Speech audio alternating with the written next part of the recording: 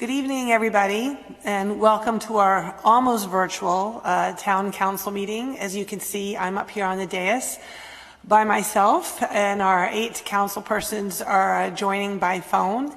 The next council meeting will be entirely virtual, but we thought we would start here tonight to make sure that we had the technology in place. So thank you all for joining.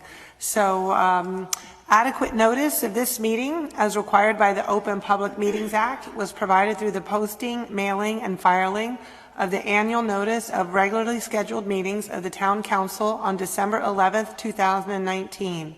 The notice was, on that date, posted on the bulletin board in the municipal building, provided to the Westfield Leader and the Star Ledger, and filed with the clerk of the town of Westfield. Mrs. Rowley, may I have a roll call? Mayor Brindle? Here. Council members Habagood? Here. Parmalee? Here. LaGrippo? Here. Katz? Here. Mackey? Here. Contract? Here. Dardia? Here. Boys? Councilman Boys?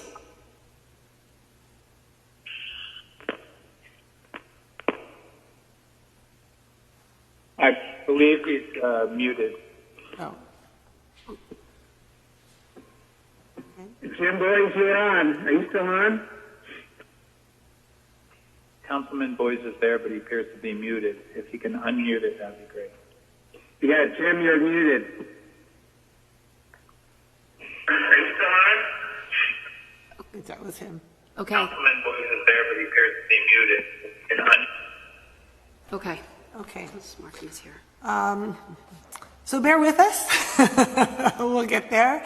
And normally this is the time when we have an invocation, but which is given by one of the council persons. But in lieu of that, actually, I'm going to stay seated and really provide a reflection that a good friend of mine just passed on to me, that as we contemplate the times that we're in, and as difficult as they are, we always try to see, if there's some larger purpose and benefit ultimately from what we're going through.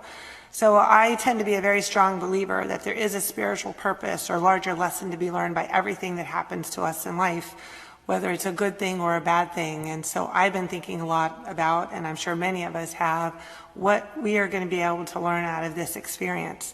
So someone sent me this message from Bill Gates, and that I guess he wrote today, and it really encapsulated a lot of the things I've been thinking about. So I thought I would share this with all of us tonight.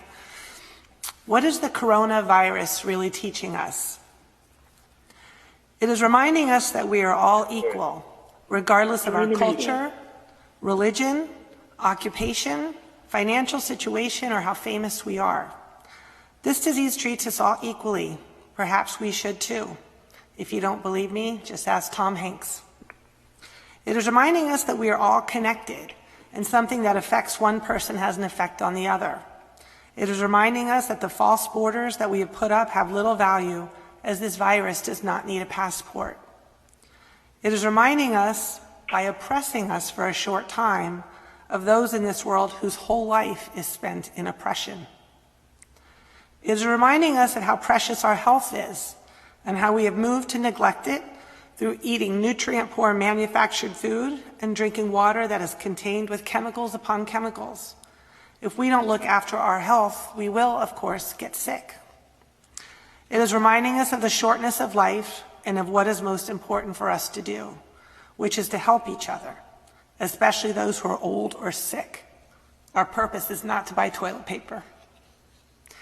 It is reminding us how materialistic our society has become, and how when, in times of difficulty, we remember that it's the essentials that we need, food, water, medicine, as opposed to the luxuries that we sometimes unnecessarily give value to.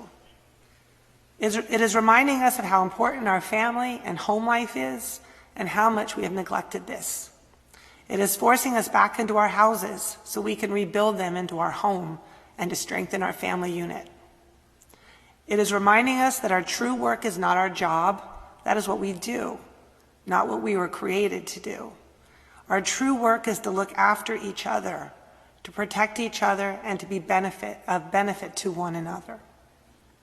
It is reminding us to keep our egos in check. It is reminding us that no matter how great we think we are, or how great others think we are, a virus can bring our world to a standstill. It's reminding us that the power of free will is in our hands. We can choose to cooperate and help each other, to share, to give, to help, and to support each other, or we can choose to be selfish, to hoard, to look after only ourselves. Indeed, it is difficulties that bring out our true colors. It's reminding us that we can be patient or we can panic. We can either understand that this type of situation has happened many times before in history, and it too will pass. Or we can panic and see it as at the end of the world, and consequently cause ourselves more harm than good. It is reminding us that this can either be an end or a new beginning. This can be a time of reflection and understanding, where we learn from our mistakes, or it can be the start of a cycle which will continue until we finally learn the lesson we are meant to. It is reminding us that this earth is sick. It is reminding us that we need to look at the rate of deforestation just as urgently as we look at the speed at which toilet paper rolls are disappearing off of our shelves. We are sick because our home is sick. It is reminding us that after every difficulty, there is always ease. Life is cyclical, and this is just a phase in this great cycle. We do not need to panic. This too shall pass. This pandemic is sent to remind us of the important lessons that we seem to have forgotten, and it is up to us if we learn them or not. And I hope we do, and I'm confident we will. With that, if our council members could unmute their phone, and I'm going to stand and join me in the Pledge of Allegiance.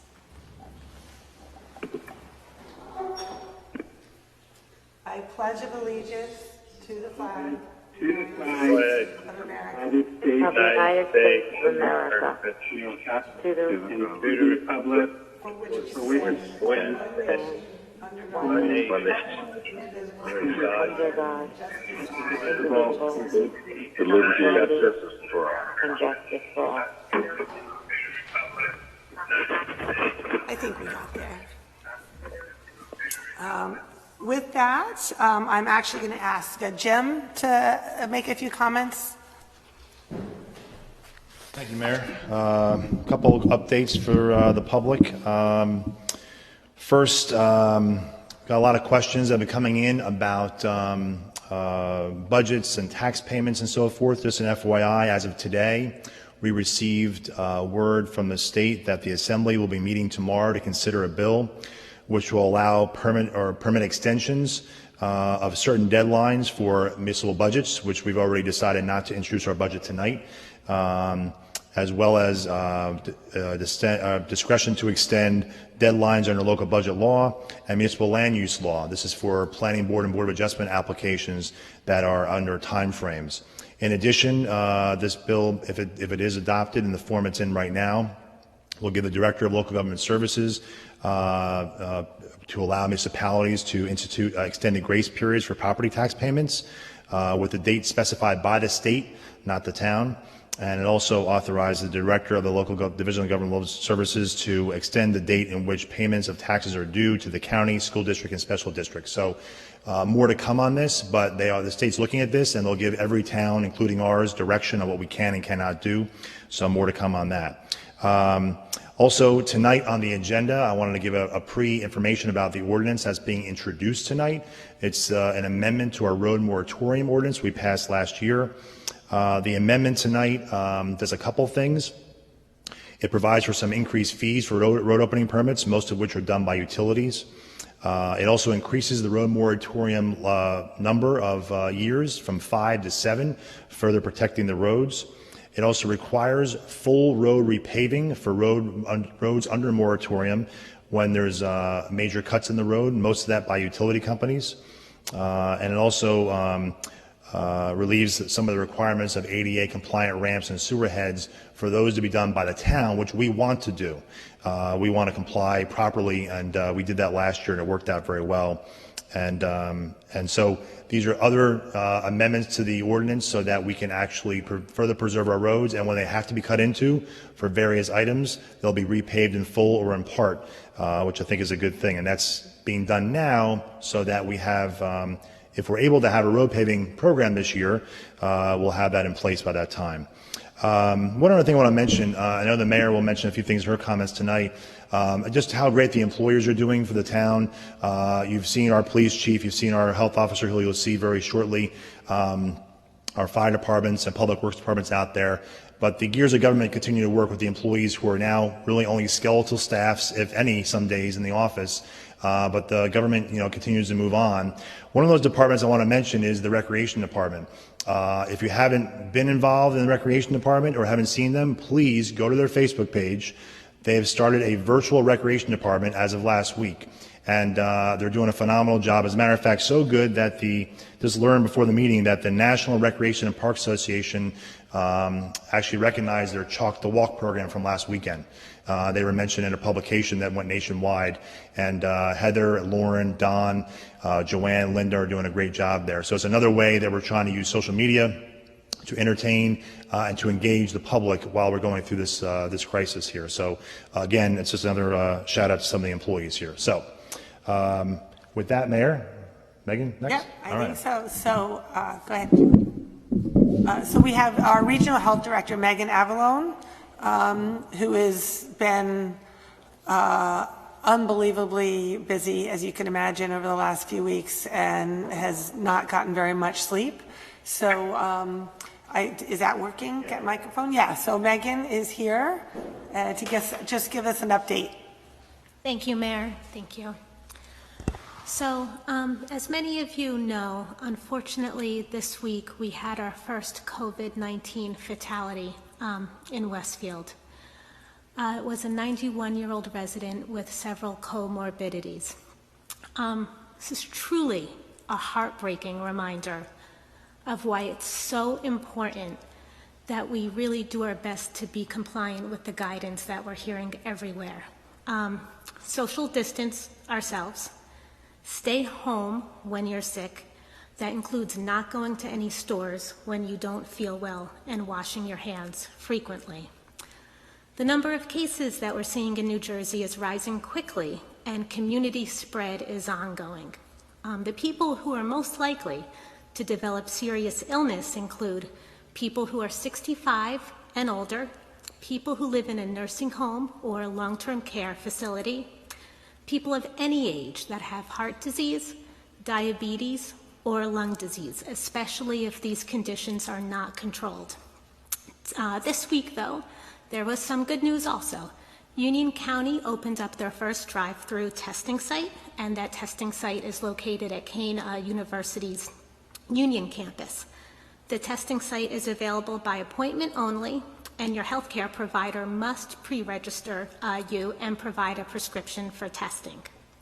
There's also now a self-assessment tool on the New Jersey Department of Health website. That website, though, is self.covid19.nj.gov, and we'll have these links available later on as well. And now there's also a second public call center for general public-related 211 general public-related COVID-19 inquiries. So that's 211. So there's the regular nj.gov hotline that they had, but now residents can also call 211, certainly easier to remember for COVID-19 related activities. And we can also text. So residents can text NJ COVID to 898-211 to stay informed via text message for any updates that are happening statewide. Can I ask a question about the 211? I get actually probably a couple emails a day from folks who are feeling symptomatic and wanting to know what they need to do to get testing. I obviously refer them to their primary care physician. What service does the 211 provide? Is that the type of call that should be directed there? They're not providing guidance on who can be tested and who cannot be tested. That is a provider-based decision still at this time, but they certainly can provide information on hours of operation for testing sites, what testing sites are open. We have 2 FEMA testing sites in New Jersey now, one in Homedale and one in Bergen County. So general non-clinical inquiries are certainly appropriate for 211. Got it. And generally, that's still the guidance. If someone needs to test, they have to go through their primary care physician, right? Correct. Even though testing is opening up in New Jersey, it's still not opening to the point where anybody who wants a test can get a test. There's certainly still specific requirements. So you have to be symptomatic, and you have to be referred via a prescription from your healthcare provider. Great. Thank you, Megan, so much.